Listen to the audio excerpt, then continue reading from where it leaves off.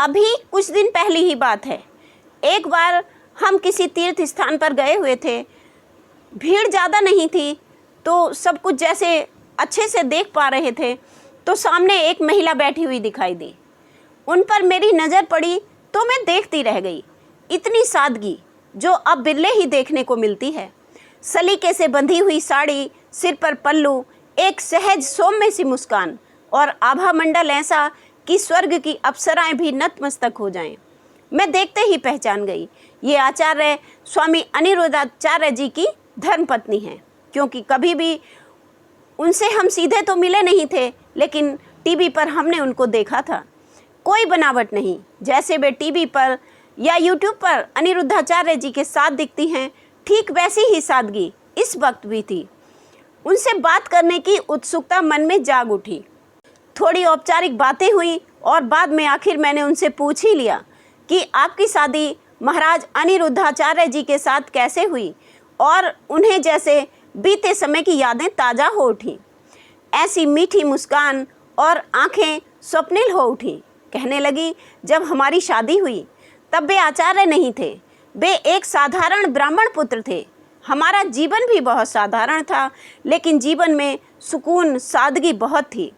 न हमारे पास बड़े महल थे, न दौलत का अंबार था, लेकिन यदि कुछ था तो वह था एक दूसरे का अडिग विश्वास, निश्चल प्रेम और साथ, और ईश्वर के प्रति अटूट श्रद्धा।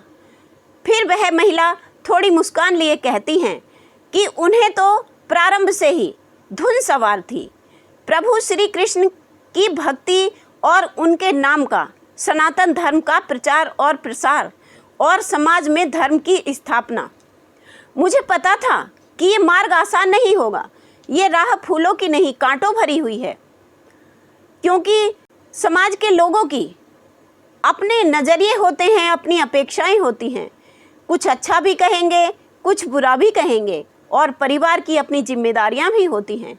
और वैसे भी आध्यात्म का मार्ग तो हमेशा त्याग मांगता है, और इसीलिए मैंने उनसे कभी शिकायत नहीं की, कभी नहीं कहा कि ये सब छोड़ दो, बंद कर दो, क्योंकि मेरे मन ने मुझसे कहा था कि यदि ये इस मार्ग पर चलकर सुख पाते हैं, यदि इन्हें इसमें मानसिक आध्यात्मिक शांति मिलती है, तो मेरा सुख, मेरा सुकून उनके सुख में ही तो है।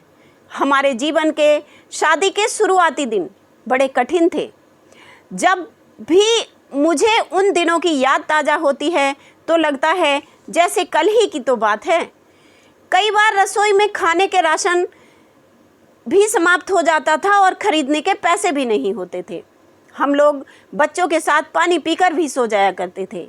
कभी कभी मेरा मन परेशान हो जाता, ईश्वर से शिकायत कर उठता, लेकिन उनके चेहरे पर मैंने कभी चिंता की, उदासी की एक लकीर भी न देखी। वे हमेशा मुझसे हंसकर मेरे सिर पर हाथ रखकर कहते, क्यों परेशान होती हो?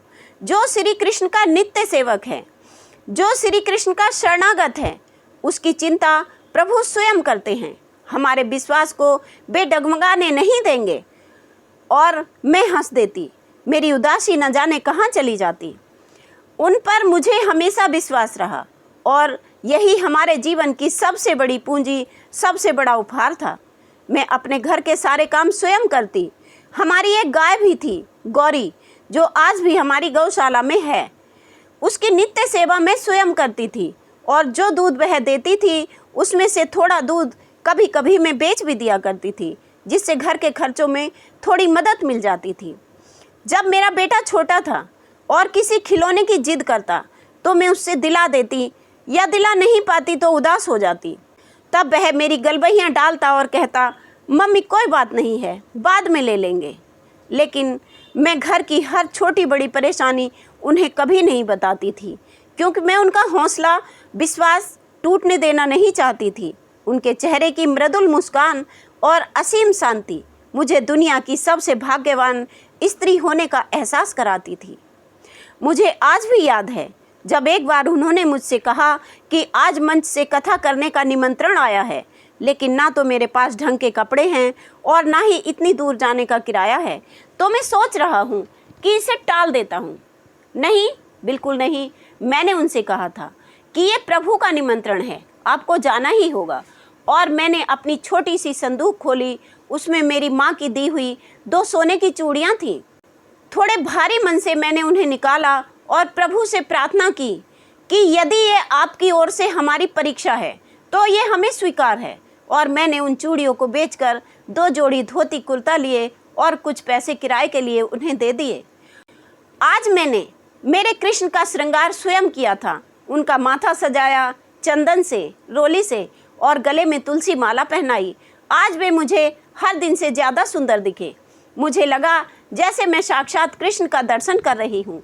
वे एक पूर्ण विश्वास के साथ चले गए और कई दिनों के बाद जब वे वापस आए और उन्होंने बताया कि कैसे अपने घर के कुछ दूरी पर ही उन्हें एक ऐसा मददगार मिल गया था जिसने अपनी गाड़ी से मुझे मेरे गंतव्य तक पहुंचा दिया और बिना कुछ कहे, बिना किराया लिए वह वापस भी चला गया। फिर उन्होंने मुझे बताया कि कैसे कथा में लोगों का भाव विभोर होकर रोते, हंसते, नाचते देखा और कैसे उन्हें श्री कृष्ण की उपस्थिति का एहसास हुआ। यह सब मेरे रोम रोम को प्रफुल्लित कर गया। मुझे लगा प्रभु ने हमारी भेंट स्वीकार कर ली और धीरे धीरे समय बदलता रहा। अब वे सिर्फ अनिरुद्ध नहीं, अब वे सिर्फ एक ब्राह्मण पुत्र नहीं हैं, बल्कि अब वे महाराज अनिरुद्ध आचार्य हैं। अब वे सच्चे सनातनी समर्थक हैं। अब वे सच्चे धर्मगुरु हैं। अब इस बात से मुझे गौरवान्वित होने की अनुभूति होती है।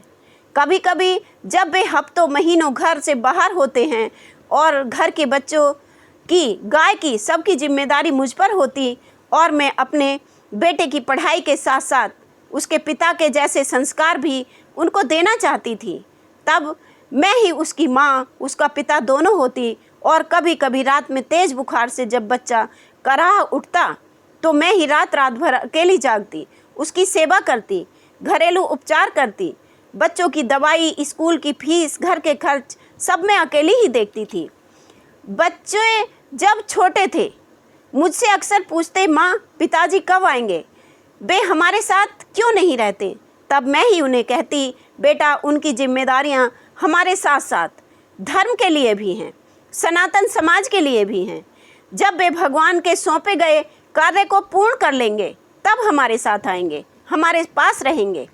कई बार हमारे समाज के लोगों ने, यहाँ तक कि करीबी रिश्तेदारों ने तो ताने भी देने शुरू कर दिए थे, अरे देखो ये कैसी औरत है, पति साधु बन रहा है और इसने रोका तक नहीं, कैसे चलाएगी इस घर को?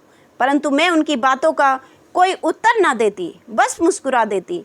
उनकी बातें मेरे विश्वास को डिगा नहीं पाती थीं, क्योंकि मैं जानती थी कि मेरा पति सिर्फ गेरुए वस्त्र धारण कर दिखावा करने वाला नहीं है, बल्कि सच्चे मन से अपने धर्म, सनातन धर्म का प्रचार करने वाला एक सच्चा इंसान है।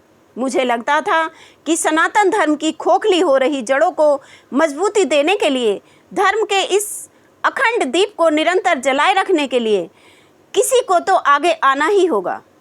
जब मैं टीवी पर उनकी कथाओं को सुनती, उनकी कथाओं में उमड़ती भीड़ को देखती कि लोग उनसे मिलने के लिए, उनके दर्शन के लिए कितने लालायित रहते हैं, तो मेरा हृदय गर्व से भर जाता और मैं सोचती कि यदि मेरे इस अकेले गृहस्थी के पालन से, मेरे मौन संघर्ष से सनातन धर्म का भला हो रहा है, इतने लोगों को धर्म से जोड़ा जा रहा है, लोग आस्थावान हो रहे हैं, तो इससे बड़ा सौभाग्य मेरे लिए और क्या हो सकता है?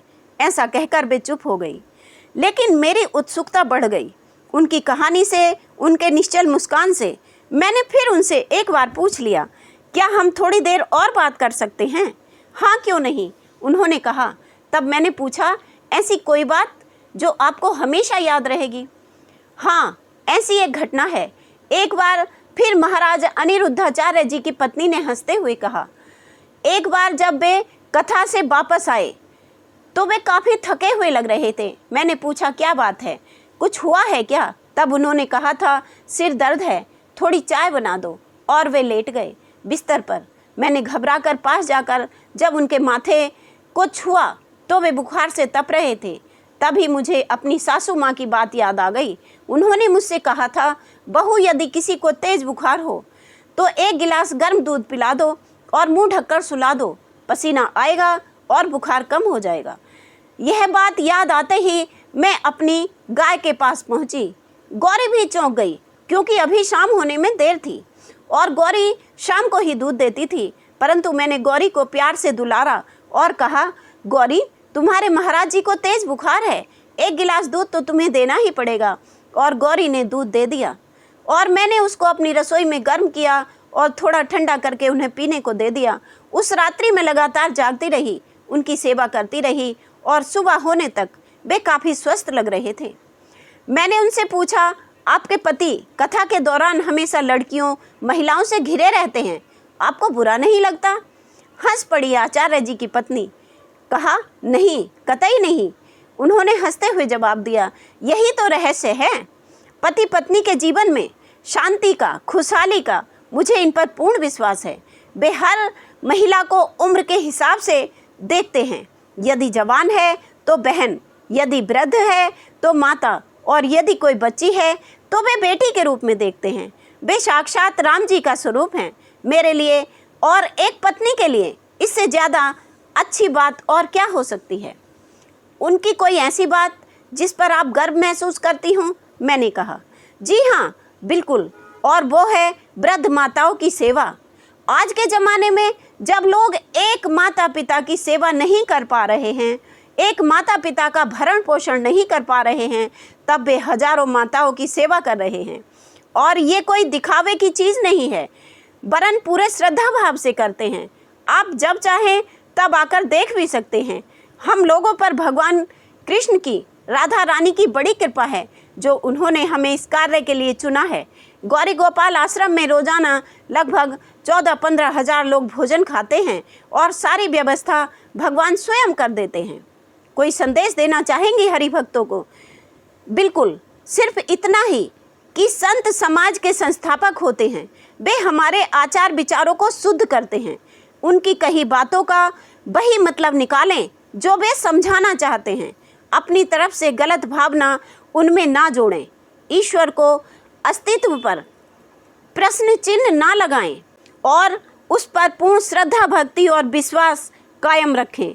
वह अपने भक्तों को कभी हारने नहीं देता है।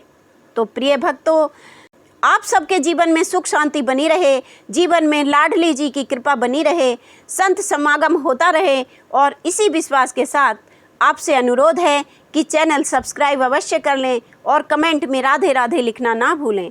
जय जय श्री राधे।